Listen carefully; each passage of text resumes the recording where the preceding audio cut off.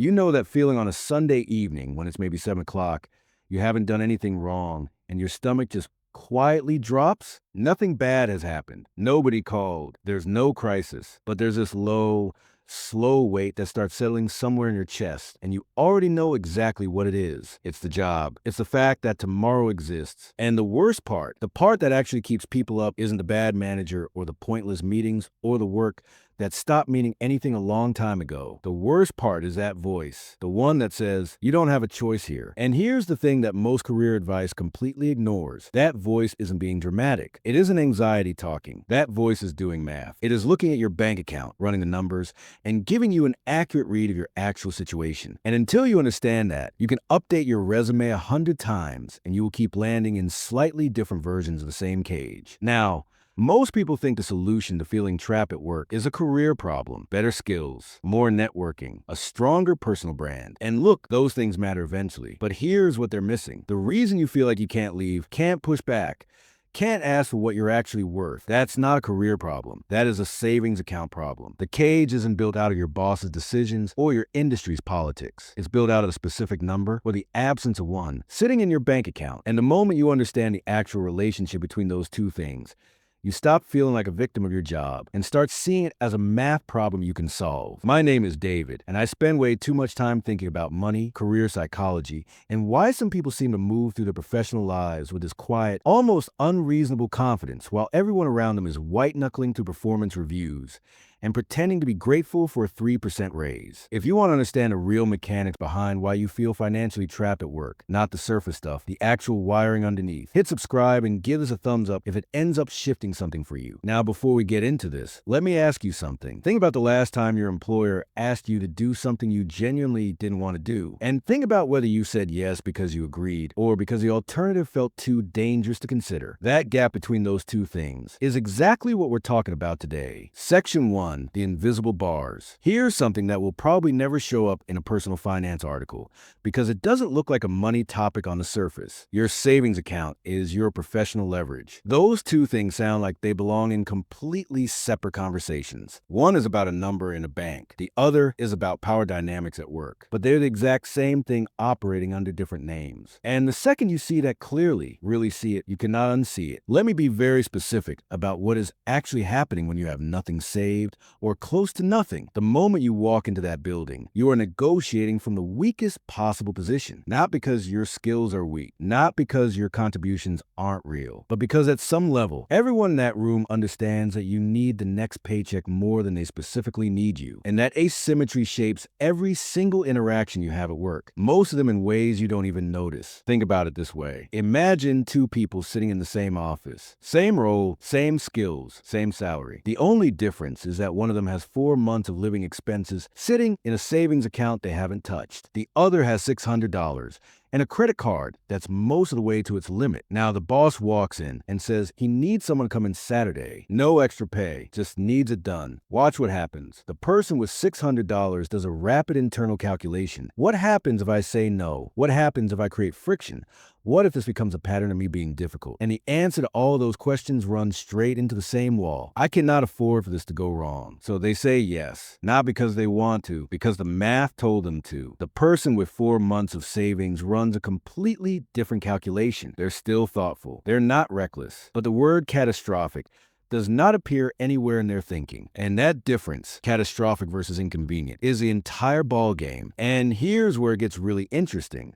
Because this isn't just about the moments where someone asks you to do something unreasonable. It's about everything. It shows up when you find out someone doing your job at another company makes $15,000 more and you sit on that information for 6 months because bringing it up feels dangerous. It shows up when a new policy makes your working life meaningfully worse, and you absorb it silently because pushing back feels like a gamble you can't afford. It shows up in your posture, in whether you make eye contact when you're asking for something, in whether you finish the sentence or trail off at the end. Financial fragility doesn't just change what you can afford to do, it changes who you are in the room. And the brutal irony is that the version of you who shows up scared and compliant is also the version that gets passed over, because companies don't promote the person who looks like they need the job. They promote the person who looks like they could leave. Section 2, walking walking away money. There's a specific concept I want to name here because I think it's the most underused idea in the entire personal finance conversation. I call it walking away money. And I want to be clear, this isn't a complex strategy. There's no product involved. Walking away money is simply this: enough liquid savings in your account that you could quit tomorrow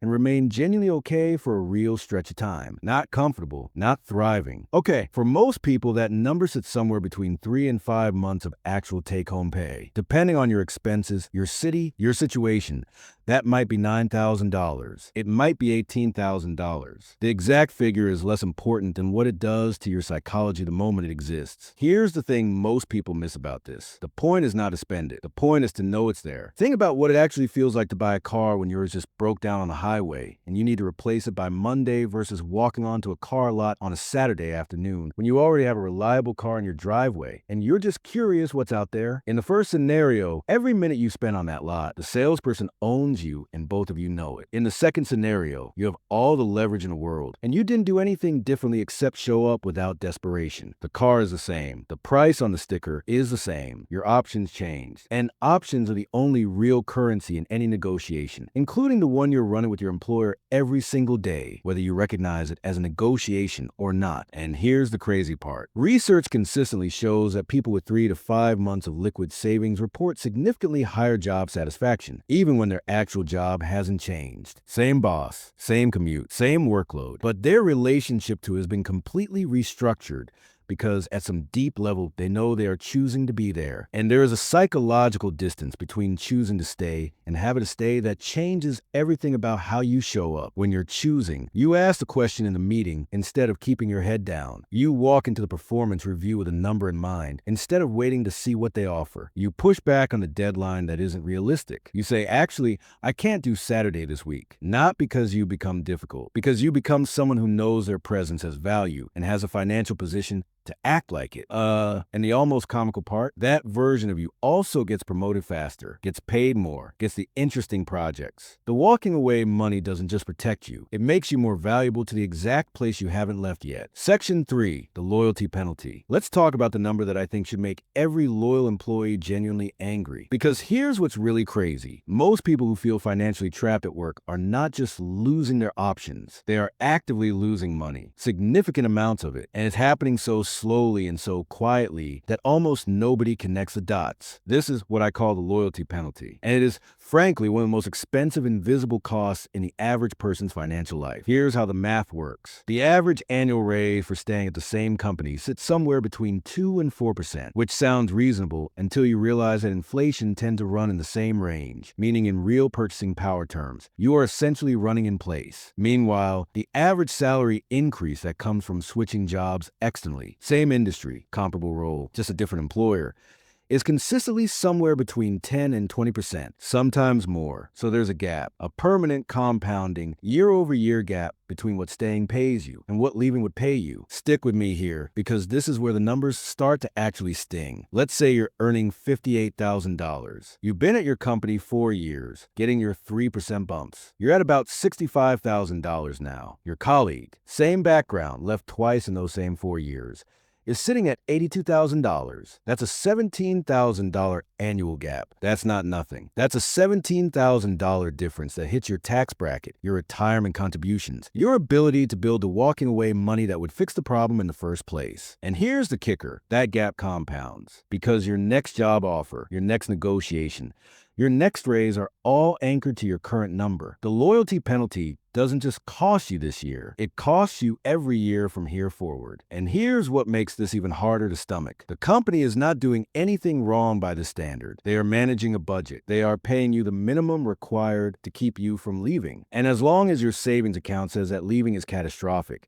as long as the loyalty penalty is invisible to you because you're too focused on surviving the present to calculate the future, that minimum will stay low. Your financial fragility is, quite literally, saving your employer money. Every single year you stay scared. They pay less. That is the real cost of the cage, not the Sunday dread, not the bad manager, not the 3%. It's the compounding gap between what you're earning and what you'd be earning if you had enough financial ground under your feet to act like your skills are worth something. Section 4. building the number. So let's get specific, because this is where I think most content on this topic drops the ball completely. It names the problem, gestures at building an emergency fund, and moves on. I want to give you something more precise than that. Building walking away money is not quite the same thing as building a traditional emergency fund, even though the two overlap. An emergency fund is built around surviving disasters. Car breaks down, medical bill, job loss. Walking away money is built around preserving your options. The mindset is different, and that matters enormously for whether you actually do it. When you frame it as surviving disaster, it stays abstract. When you frame it as buying back your professional freedom, it gets personal fast. Here's the target: 3 months of take-home pay, not your expenses, your actual take home. The reason is that if you needed to, you could cut your spending significantly below your normal run rate for a period of time. 3 months of take home means you have genuine runway. For most people reading this, that number sits somewhere between $9,000 and $20,000. Write it down, make a specific number, and then treat that number like it has exactly one job: not to be invested, not to be touched, not to be rated for something that feels important in the moment. Its job is to make you psychologically free at work. That's it, nothing else. Now don't do this. Do not treat this as a reward fund. This is the single most common way people blow the first version of their walking away money. They hit $10,000. They feel the shift in how they're carrying themselves at work, and then they decide they deserve the vacation or the upgraded car or the apartment with the extra room. And the moment they do that, the psychological shift evaporates with the money. The number in the account is not a reward for discipline. It is the source of the power. Spend it and you go back to Sunday dread by Tuesday. Keep it and something starts to compound that has nothing to do with interest rates. Once you have the number, once it's sitting there and you can feel it, the practical thing that happens next is almost automatic. You start having the conversations you've been avoiding. You bring the salary research to performance review. You tell your manager you aren't available by default on weekends. You explore the role at the other company without the low-grade panic that's been sitting in the background every time you thought about it before. And one of two things happens. Either your current employer responds to a more grounded, more confident version of you by giving you more, which they often do because confidence signals value, or they don't, which is now information you can actually act on because you have options. Close. You can't afford to stay. Good. So let's come back to the title. You can't afford to stay in that job. And I mean that in the most literal financial sense possible. Staying in a position where you have no leverage, no options, and no psychological ground to stand on is one of the most expensive decisions most people will ever make. The loyalty penalty, the suppressed salary, the promotions that go to the person who asked while you were calculating whether asking was safe. All of it has a dollar amount over a career. That dollar amount is not a rounding error. We're talking about hundreds of thousands of dollars in aggregate that the financially fragile version of you is leaving on the table that the financially grounded version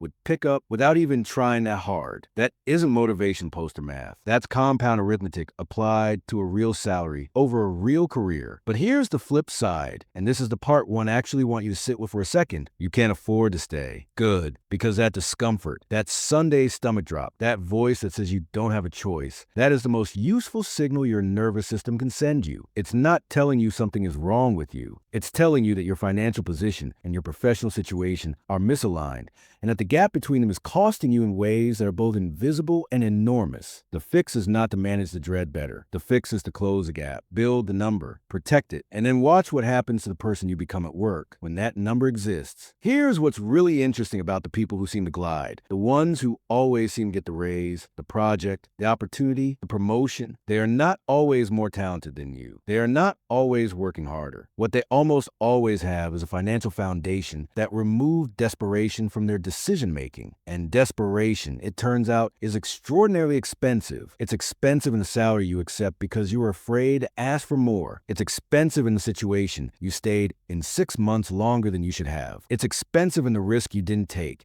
because the downside felt catastrophic when it was actually just uncomfortable. The gap between where you are professionally and where you want to be is, in most cases, a financial gap first. Fix the foundation, and the career tend to follow in ways that can feel almost unreasonably fast. Start building the number today, not after the holidays, not when things settle down. Today, because your future self isn't going to remember the takeout orders or the subscription upgrades you kept 1 extra month. They're going to remember the morning they walked into work and realized, quietly, without announcing it to anyone, that they were there because they wanted to be, not because the math said they had to be. That is the most expensive thing money can buy, and it costs a lot less than most people think.